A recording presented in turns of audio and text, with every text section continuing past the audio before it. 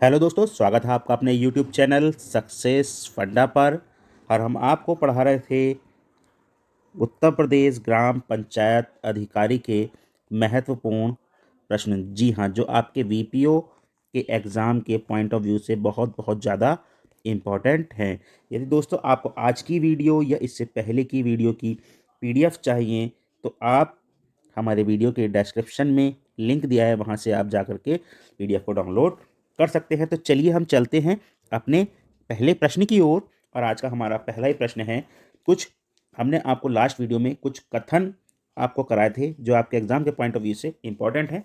उसी में कुछ क्वेश्चंस रह गए थे, वो हम आज आपको आज की वीडियो में करा रहे हैं। तो हमारा पहला प्रश्न है, स्थानीय संस्थाएं सामान्य कार्यों में नागरिकों का सामान्य हित जागृत करती हैं। यह कथन किसका है? तो यह कथन लॉर्ड ब्राइस का है। ठीक है, तो हमारा दूसरा प्रश्न क्या है? दूसरा प्रश्न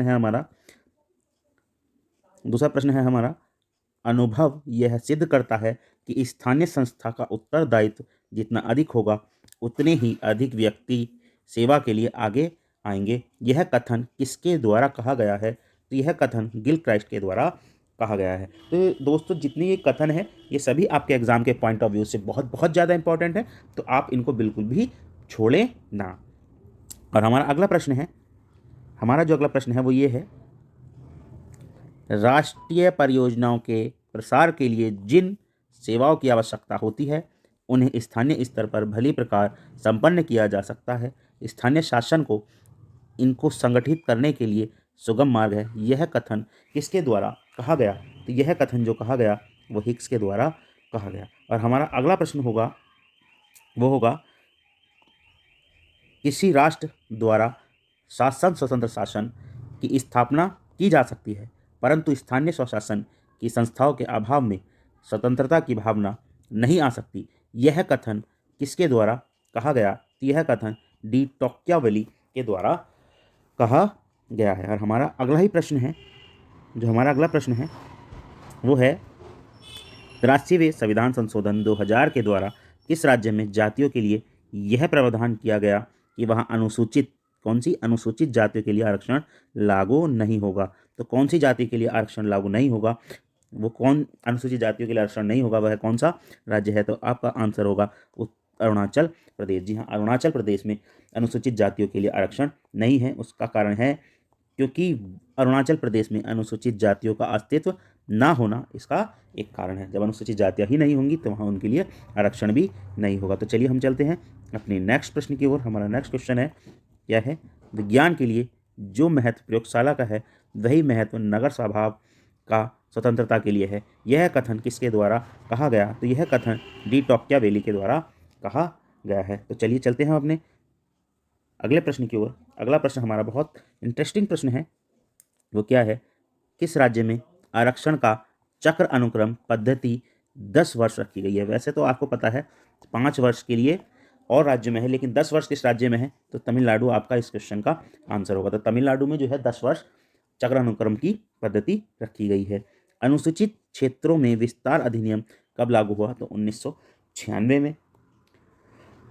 और हमारा अगला प्रश्न है, केंद्र द्वारा पंचायत में महिलाओं को 50% आरक्षण कब से दिया गया? 2009 में। सांसदों व विधायकों को पंचायती राज संस्थाओं में किसने पदेन सदस्यता प्रदान नहीं की है? तो अभी तक किसने नहीं की है? केरल ने सांसदों व विधायकों को पंचायती राज संस्थाओं में पदेन सदस्यता नहीं दी है। तो देखिए कितने अच्छे क्वेश्चन है, अगर आपके एग्जाम में ये आपको देखने के लिए मिल सकते हैं। तो चलिए चलते हैं हम अपने नेक्स्ट क्वेश्चन की ओर। हमारा नेक्स्ट क्वेश्चन है, वही है, पंचायत में तीनों स्तरों में 50% आरक्षण प्राप्त है, वह कौन सा राज्य है? तो वो राज्य है उत्तराखंड। उत्तराखंड में तीनों स्तरों पर 50% आरक्षण प्राप्त है।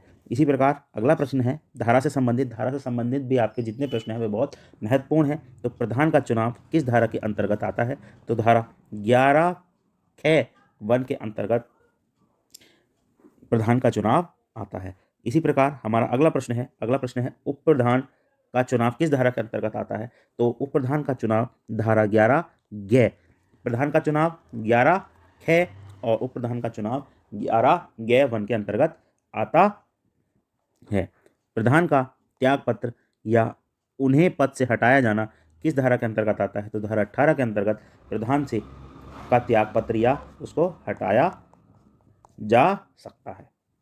अब हमारा अगला प्रश्न है, वो क्या है? उत्तर प्रदेश राज्य निर्वाचन आयोग की स्थापना किस वर्ष हुई? ये भी आपके एग्जाम के पॉइंट ऑफ व्यू से बहुत इंपॉर्टेंट क्वेश्चन है। 23 अप्रैल 1994 को राज्य निर्वाचन आयोग की स्थापना हुई और इसका मुख्यालय लखनऊ में है और इसके वर्तमान चुनाव आयुक्त मनोज कुमार हैं। तो आपके राज्य निर्वाचन आयोग से संबंधित ये 3 महत्वपूर्ण प्रश्न हैं जो आपको यहाँ देखने के लिए मिल रहे हैं। हमारा अगला प्रश्न है, वो क्या है? संयुक्त प्रांत पंचायत अधिनियम 1947 विधानसभा द्वारा कब पारित किया गया?